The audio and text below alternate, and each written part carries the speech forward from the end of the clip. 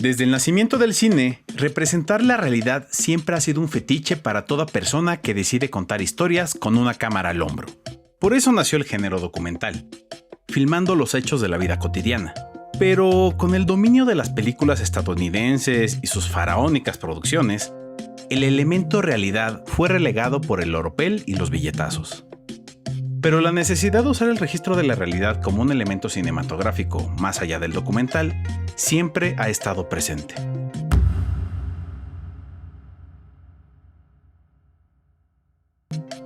Actualmente es común ver que se producen películas que buscan ser fieles retratos de la realidad.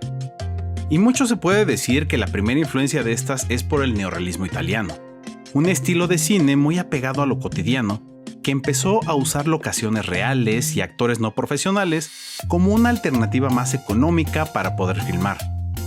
Y aunque el cine italiano fue el primero en adoptar este estilo, no ha sido el único en utilizarlo para contar grandes historias. Recárgate y duérmete un poquito. No llores, frijolito. No llores. No llores, frijolito.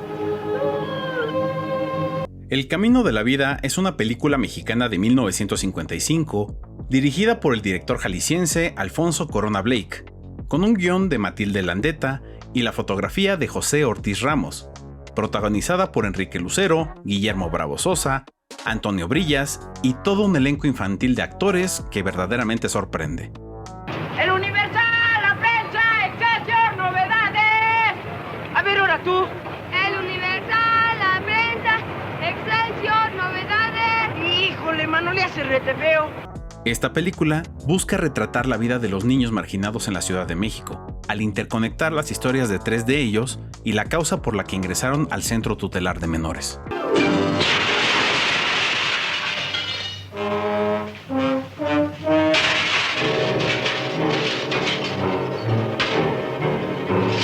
De verdad pareciera bien sencillo y no lo van a creer, pero cuando los cineastas italianos por necesidad voltearon a la calle y comenzaron a rodar sus películas ahí, el mundo pareciera que se iluminó. Pero bueno, tampoco nos vayan a malinterpretar. La calle, las ciudades, las vecindades, los parques, siempre han sido parte de la creación cinematográfica. Simplemente lo que pasó es que los italianos, en esta necesidad de costear sus producciones, terminaron por usar la calle como un elemento extra para sus historias. Dejaron en pausa la ficción literaria y se enfocaron en los problemas de diario.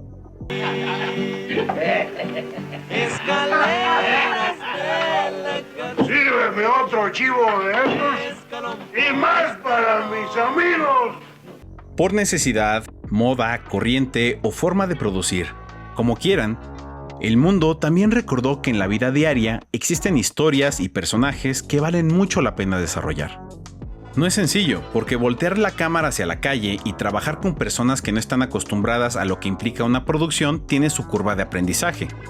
Y si le sumamos nuestra mexicanidad, con los permisos, los horarios, los mirones, el clima, los viene, las mordidas y aquellos vivos que se inventan los impuestos a los pantalones bombachos, parece chiste pero es anécdota, verán que muy pronto se convierte en algo entre lo bizarro y lo estresante.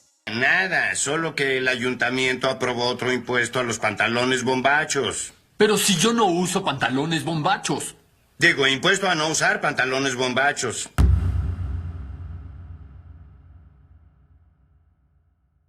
Primero hay que entender que grabar la realidad es relativamente más barato que producir en un set. La ambientación ahí está, los actores pueden tener más libertad, pero principalmente la cámara tiene una movilidad mucho más abierta y hay más opciones para capturar cosas interesantes. Y precisamente eso es lo que sobresale en una película como El Camino de la Vida. Los exteriores van a enmarcar a los personajes y por ende a las historias. En otras palabras, las acciones importantes suceden en el exterior, mientras que las escenas en los interiores son más para un desarrollo mediante los diálogos. Un ejemplo lo tenemos aquí. Cuando el profe castiga a los alumnos, el detonante se resuelve en la parte exterior.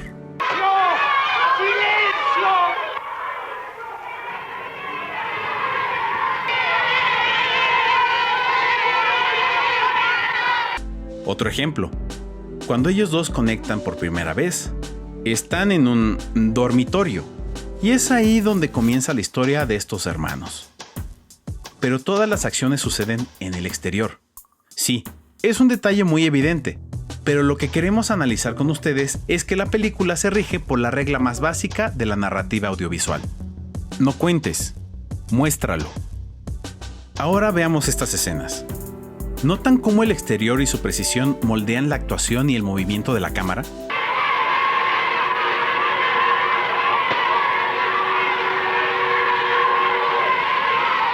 Es importante que también estemos al tanto del fenómeno que es recurrir a personas o situaciones reales junto con actores con más experiencia para crear una historia. Quizá el principal detalle que no le otorga la ficción a la realidad es la espontaneidad con que las circunstancias y los personajes reaccionan. Cuando una persona no está acostumbrada a actuar, se refleja en su fisicalidad, no sabe qué hacer consigo misma. Cuando un actor que está en un proyecto con gente de poca experiencia en actuación, probablemente reaccione de una manera un poco más exagerada.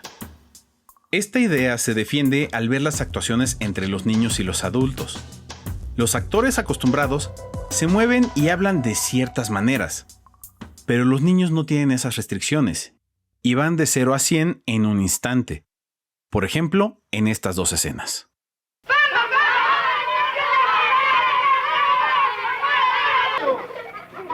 ¡Al baño!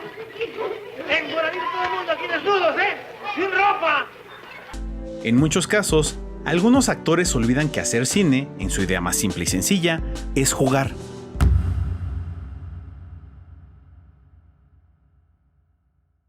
En su estructura, El Camino de la Vida comienza a ser uno de los primeros intentos en México de contar historias cruzadas como una fórmula narrativa.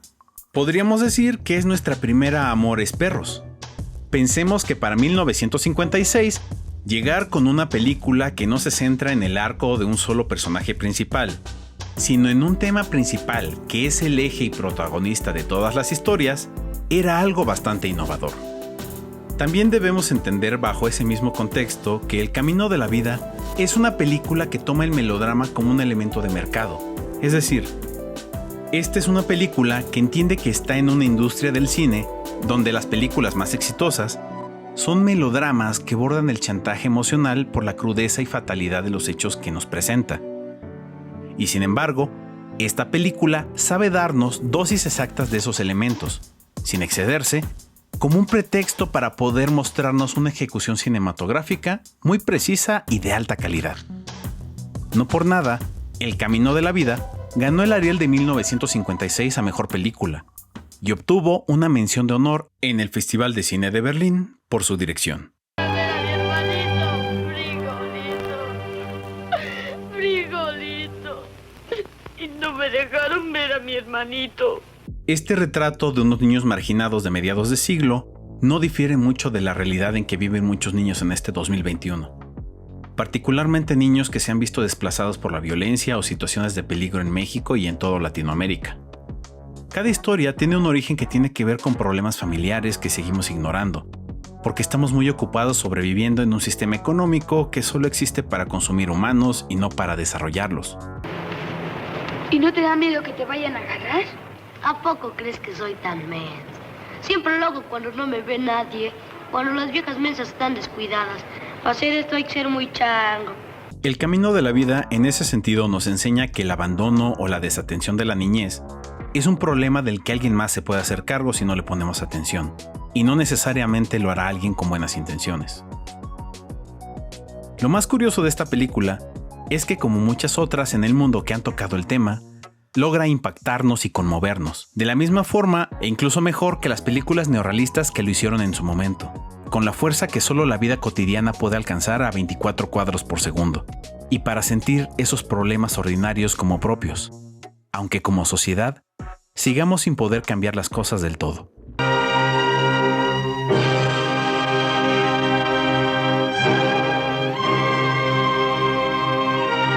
Por cierto, ¿sí se dieron cuenta que el niño que canta fuera del teatro es Luis de Alba?